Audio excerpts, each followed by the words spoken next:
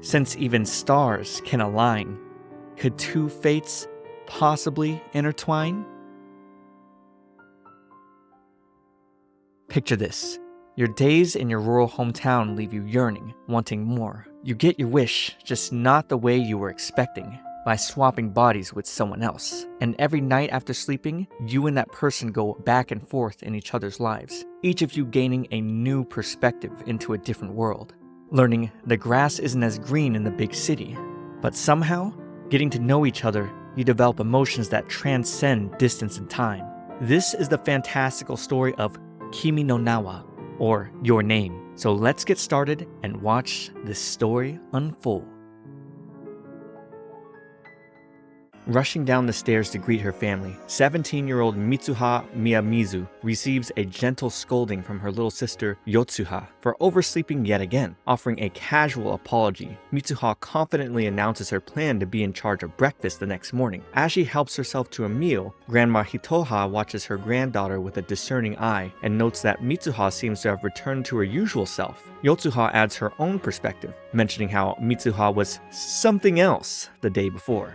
Baffled by her family's puzzling remarks, Mitsuha struggles to grasp their meaning, but eventually gives up. Feeling lost in confusion, the background noise of the news catches her attention, announcing a comet sighting. After breakfast, the Miyamizu sisters, Mitsuha and Yotsuha, set off for school. Mitsuha's mind remains preoccupied with her family's cryptic comments. Along the way, she encounters her friends, Sayaka and Katsuhiko. As they walk together, Sayaka comments on Mitsuha's hair looking normal today, which only serves to deepen Mitsuha's confusion. Katsuhiko agrees, mentioning how Mitsuha seemed completely different yesterday, leaving Mitsuha even more puzzled about what happened before. Before they can explore the topic further, they come across a man advocating for the redevelopment of their small village. Lowering their heads in an attempt to avoid notice, Mitsuha, Sayaka, and Katsuhiko cautiously navigate past the man. However, their efforts prove futile as the man singles out Mitsuha, urging her to improve her behavior.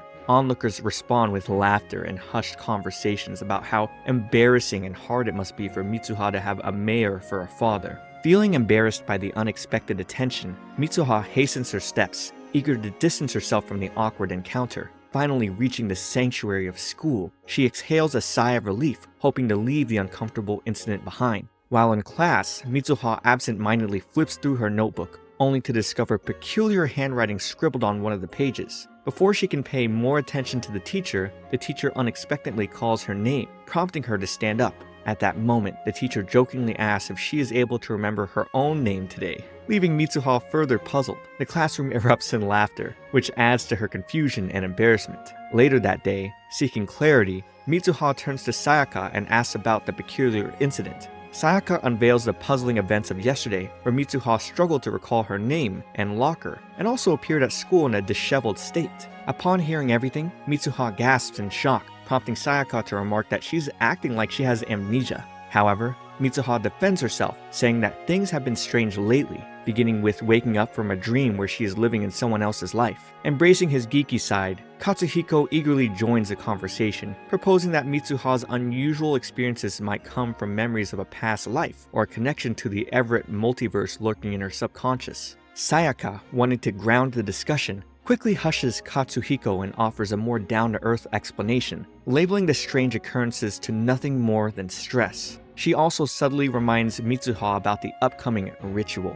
Mitsuha, feeling annoyed, vents her frustration about living in a dull town where she cannot even entertain herself. She whines about the lack of things to do and expresses a strong desire to graduate quickly so she can escape to Tokyo, envisioning a better and brighter future beyond the limits of her current surroundings. Sharing Mitsuha's frustration, Sayaka chimes in, echoing the desire to escape to Tokyo, and whines about the apparent lack of opportunities in their town. She voices her sadness about the absence of career prospects and the impossibility of marrying some hotshot with a fat bank account.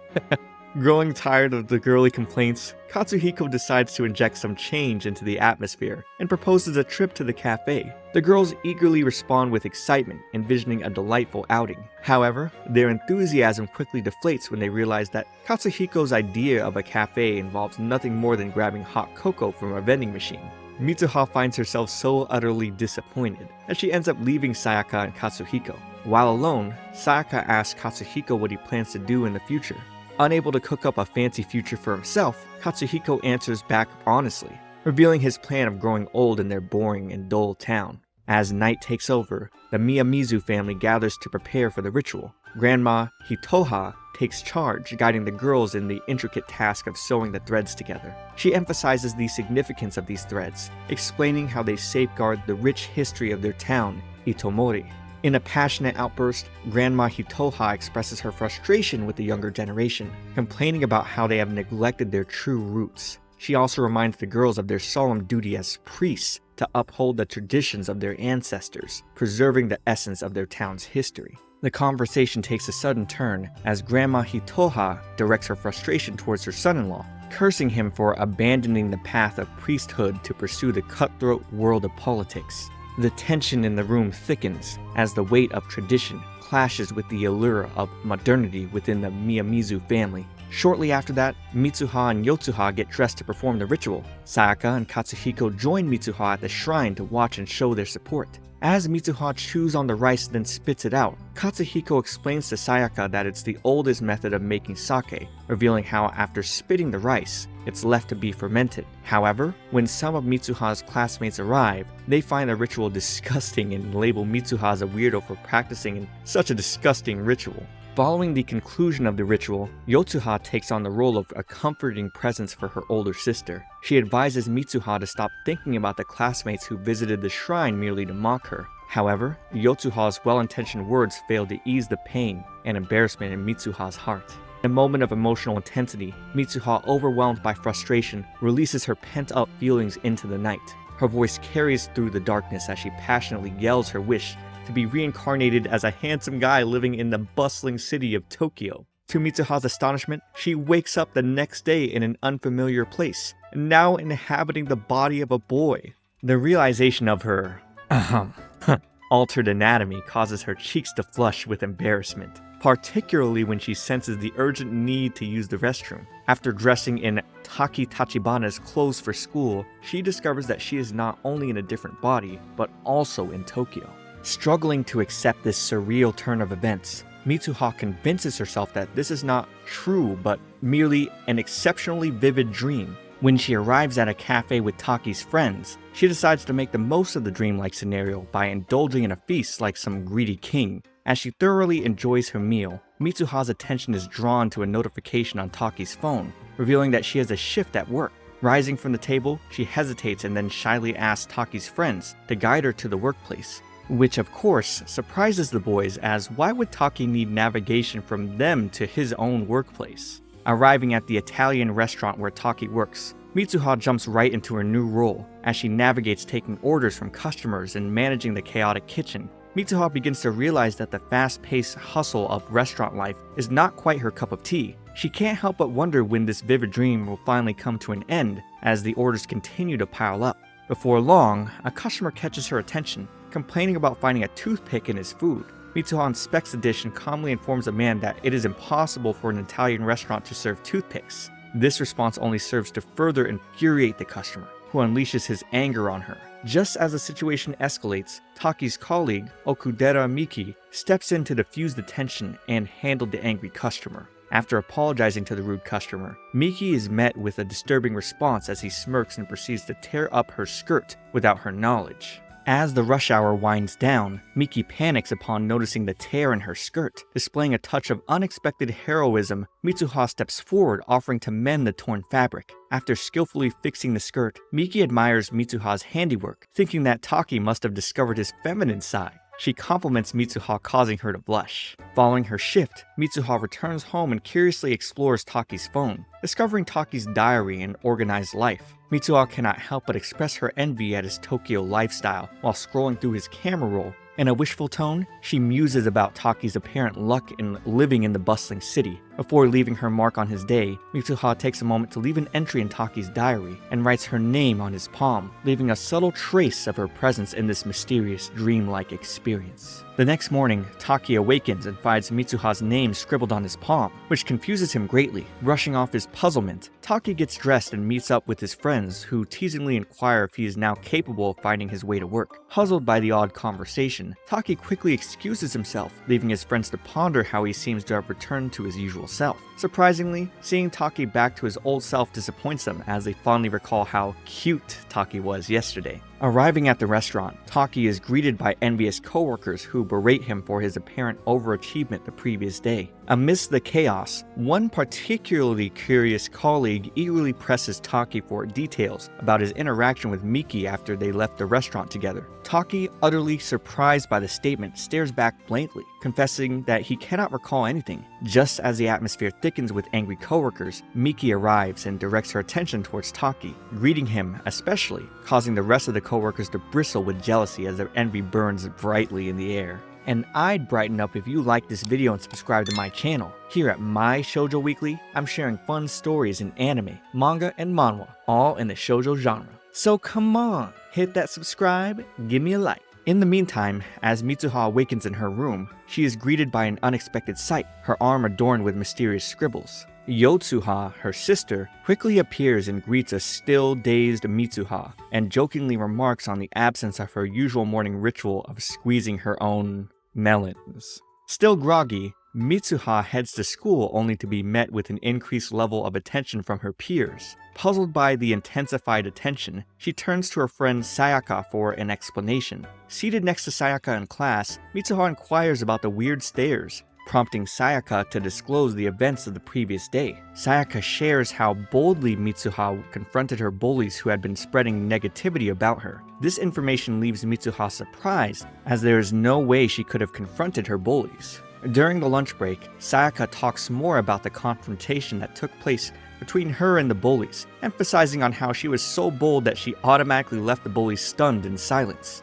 Later at home, Mitsuha seeks solace in her diary, hoping to make sense of the recent changes in her life. Meanwhile, in a different setting, Taki engages in a similar exploration of his own diary. The parallel yet interconnected journeys of Mitsuha and Taki hit a new landmark, as both the teenagers realize that their weird dreams are not just dreams, but in fact, their new reality. The revelation marks a turning point as both Taki and Mitsuha find themselves connected with each other in this weird and unidentified relationship where they are both at the mercy of another. Having come to terms with their new reality, Mitsuha and Taki discover some new facts and information about one another, like they are the same age and this weird body-swapping phenomenon happens a couple times over the week. In an effort to bring order to their intertwined lives, the teenagers decide to set up a simple set of ground rules, a list of do's and don'ts for each other. Simultaneously, they embark on the task of creating detailed reports, offering insights into the details of each other's daily lives during the moments they enter in each other's bodies. However, despite their attempts to establish some ground rules, which should benefit them both, a growing discord emerges. Taki and Mitsuha find it challenging to see eye to eye with the way the other person navigates and controls their respective bodies. Yet despite having two polar opposite personalities and difference of opinions, Taki and Mitsuha find ways to make the most of their time in each other's bodies, going the extra mile to improve each other's lives. When inhabiting Mitsuha's body, Taki lends a helping hand to Katsuhiko with woodworking, earning admiration from both male and female classmates. Likewise, when Mitsuha occupies Taki's body, she spends time with Miki, assisting Taki indirectly with his relationship with the hot older coworker that everyone wants. However, their pride and stubbornness prevent them from ever acknowledging each other's efforts. Instead, Taki and Mitsuha often clash, with Taki insisting that Mitsuha should stay out of his relationships, while Mitsuha questions why girls suddenly express their feelings towards her. On a typical day, when Taki wakes up in Mitsuha's body, he playfully takes a moment to appreciate the unexpected assets he now possesses by sheer chance. Yotsuha, with a half-joking tone, remarks on Mitsuha's apparent fondness of her own talents as she makes an appearance. Later, as Taki gets ready for school and exchanges greetings with Grandma Hitoha, Yotsuha curiously questions why he's wearing a uniform today. The scene transitions and Taki finds himself hiking with Grandma Hitoha and Yotsuha. Yotsuha expresses her frustration to her grandmother about the shrine's god's inconvenient location deep in the forest. Grandma Hitoha, in response, grumbles about the lack of a clear answer, blaming Mayugoro, the person responsible for an accidental fire that destroyed centuries of records in the shrine's history. Amidst the unfolding events, Taki, still in Mitsuha's body, decides to lend a helping hand, Enjoying the scenic surroundings, he offers Grandma Hitoha a piggyback ride, showcasing an unexpected act of kindness in an effort to ease the burdens caused by the unfortunate incident involving Mayugoro. With Grandma Hitoha comfortably swaddled on his back, Taki continues the walk, and Grandma takes the opportunity to share a bit of their culture and background.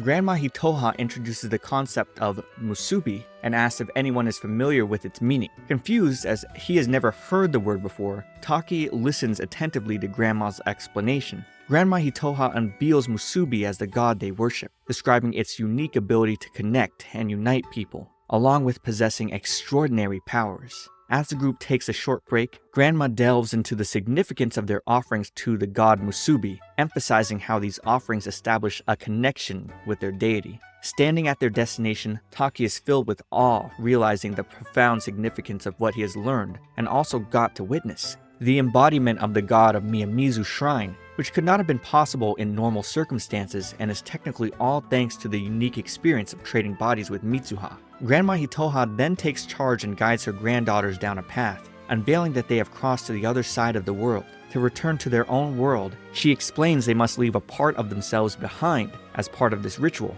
Grandma presents sake to Taki and instructs him to offer it to their guardian deity. Once the task is completed and the sun begins to set, Taki immerses himself in the serene rural beauty of Mitsuha's village. A stark difference from the bustling city life he lives in Tokyo. Yotsuha joins him, discussing the chance of witnessing the comet, and amid this beautiful scene, Grandma Hitoha surprises Taki by addressing him with their granddaughter's name, questioning if Mitsuha is perhaps dreaming. In the blink of an eye, Taki awakens with a gasp, finding himself back in his own body. A single tear escapes from his eye, leaving him with the lingering emotions and memories of the extraordinary journey through this strange, yet beautiful connection he shares with Mitsuha, a journey that transcended the boundaries of reality and dreams. After composing himself and taking a moment to collect his thoughts, Taki's attention is drawn to a notification on his phone. Curious, he checks it and discovers a text from Miki, indicating her soon-to-be expected arrival. Initially puzzled by Miki's message, Taki soon connects the dots and realizes that Mitsuha must be behind this unexpected situation. Flipping through his diary, Taki revisits the entry documenting the day he swapped bodies with Mitsuha.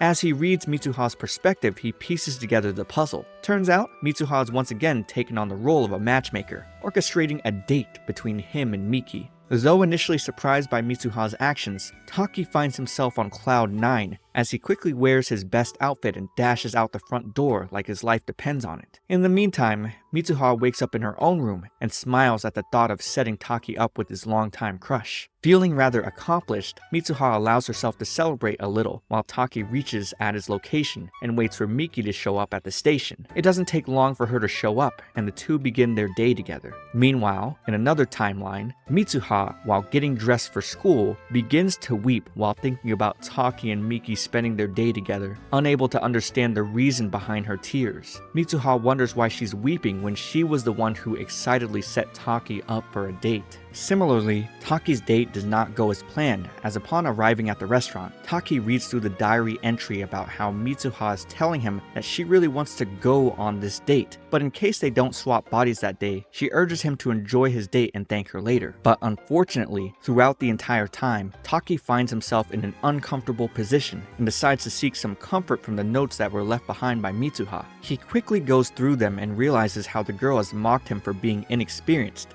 and never having been on a date. She then tells Taki that she has written some helpful notes for him, but when Taki takes a look, he quickly realizes that Mitsuha is most definitely pulling his leg, which annoys him to no end. Later on, as Taki and Miki visit an art gallery, Taki's eyes widen in surprise as he finds himself staring at a picture that appears to be taken at the Itomori town. Being so immersed in the picture, Taki ends up forgetting the beautiful lady who he has on as his date. In the end, Miki gently nudges Taki and tells him how he is an entirely different person today. After exiting the art gallery, Taki suggests dinner to Miki, but she, having had enough, declines and proposes to call it a day. As Taki agrees, Miki respectfully broaches a topic that has been weighing on her mind. She shares her observations, stating that she knows he used to have a crush on her, but now it seems like his affections lie elsewhere. Caught off guard by her directness, Taki finds himself unable to fully accept or deny the accusations, leaving the air thick with unspoken feelings and confusion. After finally regaining his composure, Taki nervously tells Miki that he does not have anyone particular in mind, but the scarlet hue on his face says otherwise. Miki teases him a little bit, then backs away and thanks Taki for showing her a good time. With that, she bids him goodbye, leaving Taki alone on the bridge with unresolved answers. The scene shifts back to Mitsuha, who gets a call from Katsuhiko inquiring about her absence at school today. Mitsuha calmly tells him that she just did not feel like attending, and soon the topic changes as Katsuhiko invites her to see the festival in the comet.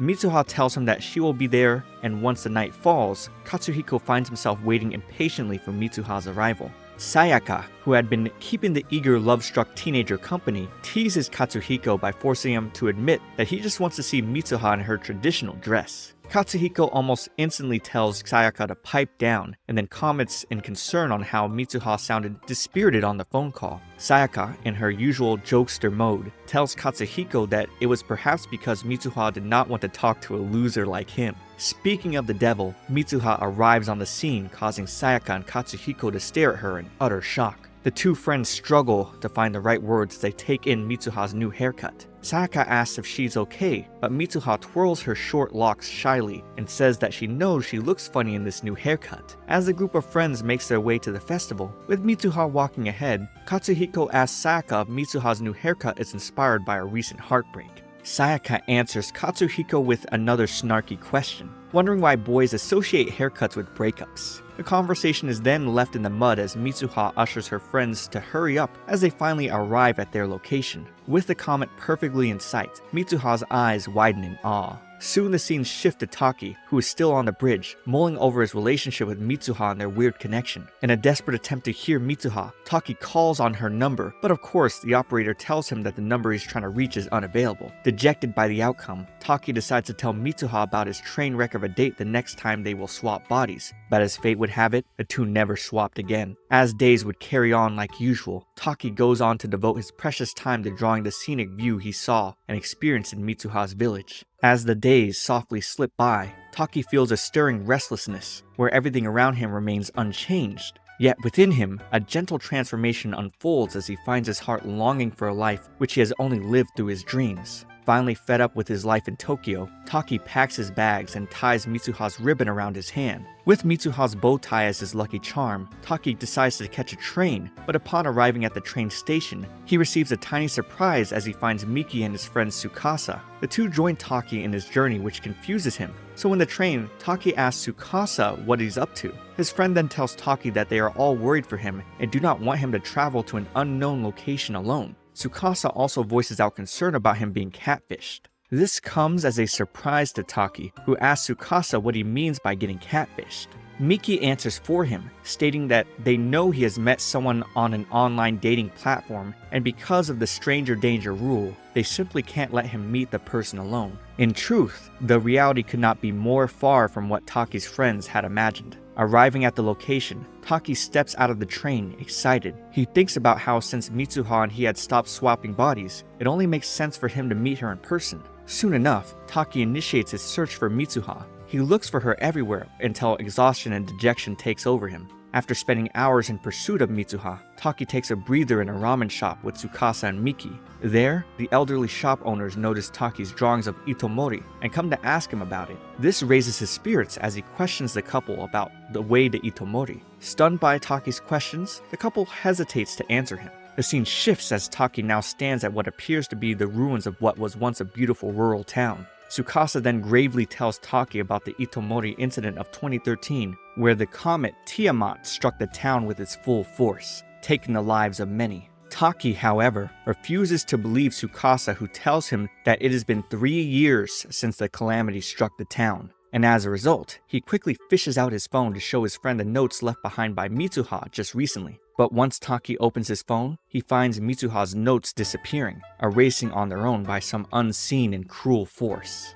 The group then decides to check the local library's records, and Taki is taken aback as he discovers Katsuhiko and Sayaka's names. The shocking revelation hits harder when he finds Mitsuha Miyamizu listed among the casualties of the comet fragment's brutal impact on Earth. Disheartened, Taki decides to have the group stay for one more night. During this time, Miki and Tsukasa discuss Taki's emotional turmoil. Miki reflects on how Taki seems to have met someone who profoundly changed him. It's during this conversation that Miki notices the braided cord on Taki's hand, a crucial clue that sparks realization in him. Realizing this might be his final chance to meet Mitsuha, Taki decides to go up the mountains to the shrine. Arriving at the shrine, Taki discovers the sake covered in moss, indicating that the Mitsuha he knew has always belonged to a timeline 3 years ago, revealing the stark separation in their timelines. In a desperate attempt, he drinks the sacred sake, uttering a heartfelt plea to Musubi, asking him to reverse the time so he can be given a chance to save the town and the girl he has come to love dearly.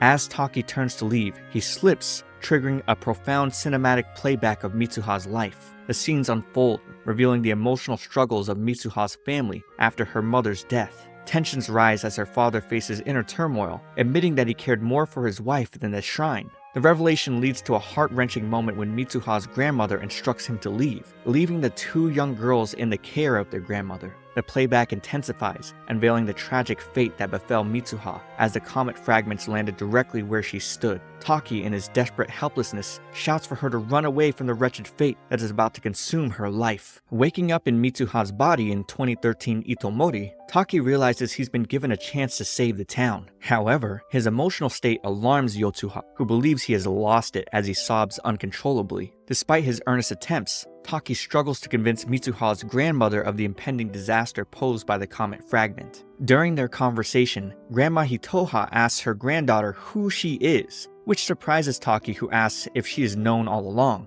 Grandma Hitoha reveals that her weird behavior gave her the idea, and then talks about how many moons ago, when she was a young girl, she too experienced weird dreams where she was living someone else's life. At school, Katsuhiko and Sayaka are stunned by Mitsuha's impulsive act of cutting her hair. Though Taki attempts to downplay the situation, he urgently informs them of the imminent danger facing the town. Unfortunately, his passionate plea is overheard by numerous students who dismiss him as a lunatic. Despite the skepticism of others, Katsuhiko and Sayaka believe in Taki's story and join forces with him to devise a plan to save the town. Huddled together in a dimly lit room, the group of friends discuss their strategy to safely evacuate the town. Sayaka, however, tells her honest opinion on their plan, stating how no one will believe their story. Katsuhiko then tells Sayaka that the Lake Itomori was quite literally formed through a comet fragment, highlighting the importance of acting fast before the history repeats itself. Thinking that the mayor will help them in their plan, Taki quickly heads to his office, but despite his efforts, Taki faces resistance from Mitsuha's father, who dismisses the idea of evacuation as ridiculous.